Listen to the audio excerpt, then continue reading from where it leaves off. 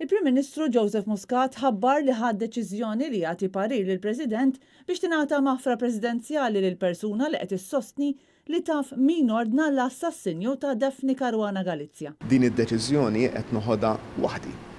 Jiġifieri din mhijiex deċiżjoni li ħad tkun diskussa jew deċiża fil-Kabinett. Muscat ħabbar li wara li tkellem mal-Pulizija u l-Avukat Ġenerali u ddeċida li jagħti l-maħfra presidenzjali mingħajr diskussjoni mal-Kabinett. Fil-fatt u ħabbar dan qabel ma bdiet il-laqgħa nnifisha. Fl-istess waqt Net News ipprova jieħu l-kummenti tal-Ministri wara li l-Prim Ministru għamel din l-istqarrija.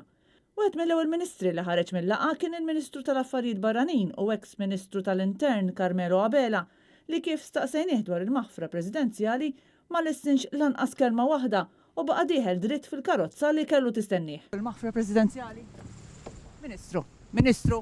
Ministru. Kellu jgħaddi ftit tal-ħin mhux ħażin biex ħarġu l-kumplament tal-Ministri l-oħra, iżda ħadd minnhom ma rid jagħti kummenti dwar dak li ntqal fil-Kabinett dwar id-deċiżjoni ta' Muscat. Staqsejna lill-Ministru José Herrera. Biżejjed li dak li nitkellmu fil-Kabinett huwa meħud bħala konfidenzjali. Iżda dan baqa' ma weġibx il-mistoqsijiet tagħna u baqa' jgħid biss li dak li jiġi diskuss fil-Kabinett u sigrit mingħajr ma jgħid jekk din kienx deċiżjoni li sabet qbil mill-Ministri kollha.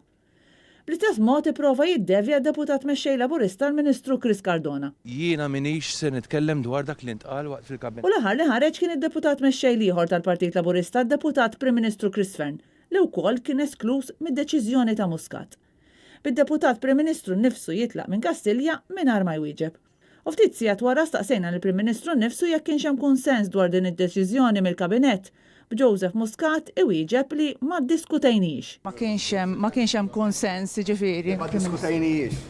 Kristina Majra, Net News.